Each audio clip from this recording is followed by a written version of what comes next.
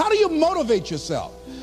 One of the things that we must do is that we must be involved in working on achieving self-mastery. You must work on yourself continuously. Never be satisfied with yourself. Always know that as you invest the effort and time on you, that's the greatest ability that human beings have above animals. See, a dog can't be anything but a dog. Tree can't be anything but a tree. Human being, you've got unlimited potential. You can put effort on you, and by concentrating on you and developing you, you can transform your life wherever you are right now. So you want to work on yourself. You want to read books that inspire you and motivate you. You want to listen to tapes over and over and over again. And I suggest that you listen to tapes when you first get up in the morning. You want to control the spirit of your day. When you first wake up in the morning, your mind is operating at 10.5 wave cycles per second. That's when the subconscious mind is most impressionable. Whatever you hear in the first 20 minutes when you wake up, that will affect the spirit of your day. When you listen to tapes, listen with relaxed belief, believing that this can happen for you. And by listening to them, listen to them over and over and over again, and you will get a breakthrough. And as you continue to work on yourself, you will begin to expand your vision of yourself. You'll begin to work towards self-mastery. And you will begin to see it reflect itself in all the dimensions of your life, your mental life, your physical life, your social life, in your relationships, your monetary life. So concentrate on developing yourself. Because if you don't, I guarantee you that you will make a settlement. And most people have. In addition to working on yourself, and as you work on yourself, you feel good about yourself, and as you feel better about yourself, you treat yourself differently. Develop a health plan. See, you can't feel well and do well if you don't have good health. You can't perform if you don't have your health. Your health is valuable. Develop a health plan. A plan that you will follow, because this is the only vehicle that you have to carry you through this experience called life. And you want to take good care of it because you love you enough. You care enough about you. And that's not easy. It is not easy having a health plan and sticking to it. But you're worth it doing it again and again and again. I have lost 22 pounds several times. Next thing is, as you take care of yourself, the next key is keys to motivation, to self-motivation. You want to live life with energy and passion. You want to make a conscious effort to be lively. See, in life, you either saying hello or goodbye. You either on the way or in the way. Leave dead people alone. Some folks just walking around looking sad. How you doing, honey? Stay away from these people. Just go away from them. It affects you.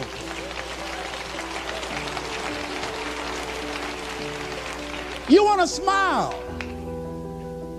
You want to be happy. You got a lot to be thankful for. But you watch some of the faces around you every day. And I tell you, some of these faces, they will put you in a depressed state of mind. So you want to avoid these kind of faces. When you see them coming, turn your head. Next thing is that you want to monitor your inner conversations. The things that you say to yourself. You want to watch them, and in watching them, you want to take charge. You don't really need to read anything. Forget all that. That's that inner conversation. Oh, you don't need to worry about trying to go into your own business. Forget that. You can't do that. What if you lose everything you've got? That inner conversation that stops you from doing the things you want to do less, don't do that. The next thing that is a key to self-motivation is that you've got to ask yourself, what do I want out of life? What do you want out of life? What do you want out of a job? What do you want out of a career? What do you want out of a relationship? What do you want? What gives you your life? How will you know when you got it? What will make you happy? You need to know. You need to start asking yourself some questions. What do I really, really, truly want? You need to be exact about that. Don't be vague. Oh, I just want to be happy. That's too vague. What will make you happy? How will you know when you got it? Zero in on it. Be exact. Be specific. And as you do that, that will stimulate that superconscious mind, or the reticular activating system of your mind, that will begin to find those things, to identify with it. And once you begin to determine that which you want, take the time to write it down. Don't just think about it. Write it down. That is a subjective process that engages the subconscious mind. Write it down. Once you write it down, read it 3 times a day, morning, noon, and night. Why is that important? Because what it will do, it will cause you to focus. It will cause you to concentrate. When that other conversation is going on telling you what you cannot do, telling you all of the impossibilities and all of the obstacles, your concentrating will begin to create a larger vision within yourself, and you start looking for and seeing some new opportunities. You start creating some openings for yourself.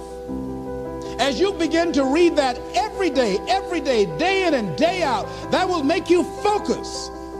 That will discipline your thinking. And you'll get all kind of creative ideas.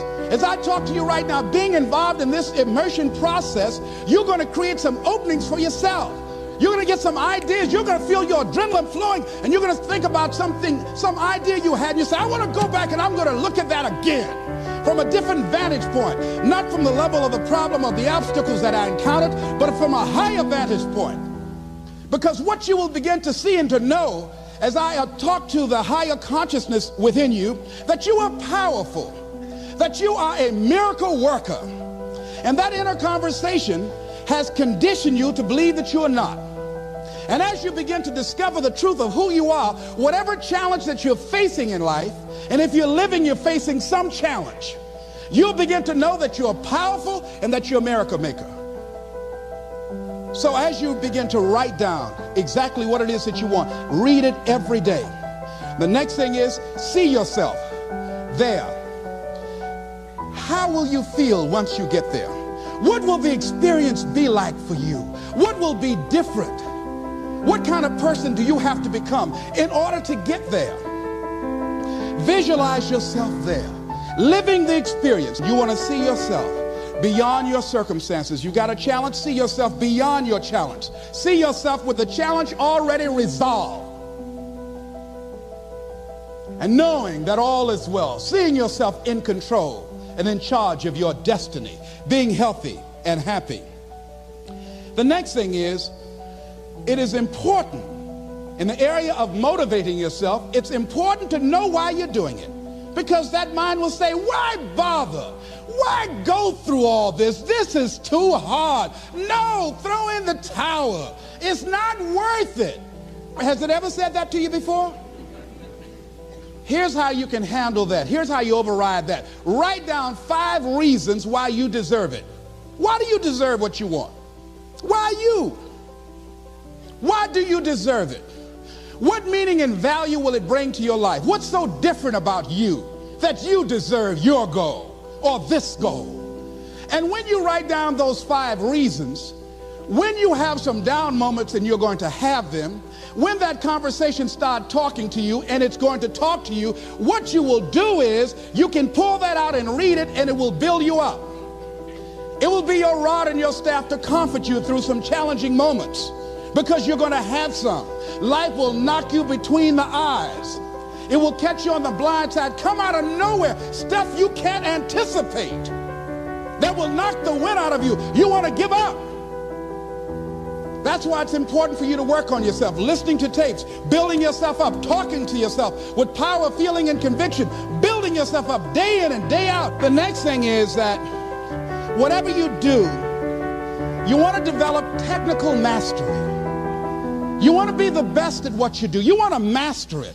See, part of self-motivation is you've got to find something that gives you a strong sense of competence.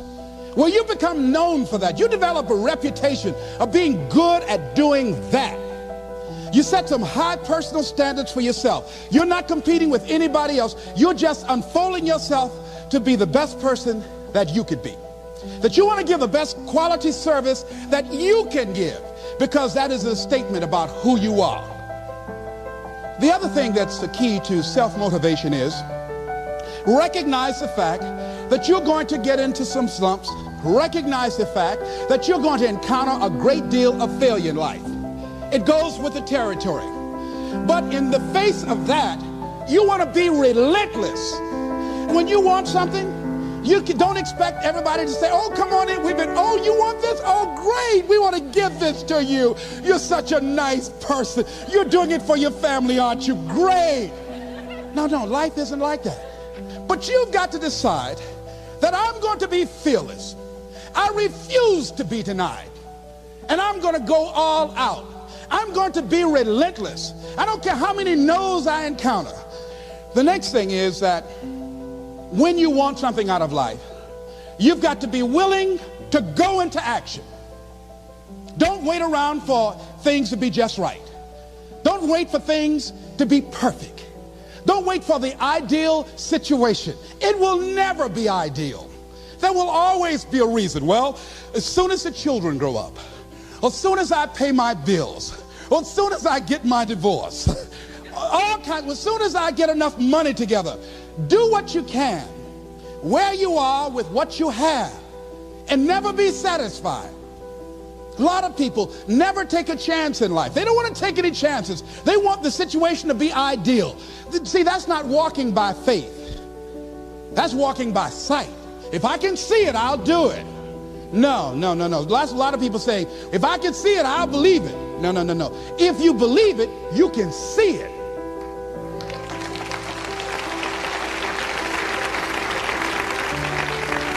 And don't be disturbed because no one else can see it.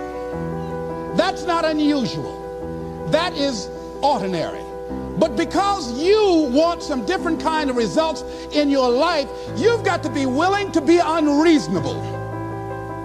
If you want unreasonable results in your life, you've got to be willing to be unreasonable. Part of being unreasonable, you don't judge according to appearances.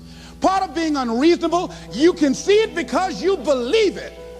That's part of being unreasonable. Part of being unreasonable, you're like Paul, who said, you must have the faith to call forth those things that be not as though they were. That's part of being unreasonable. Most people won't do that.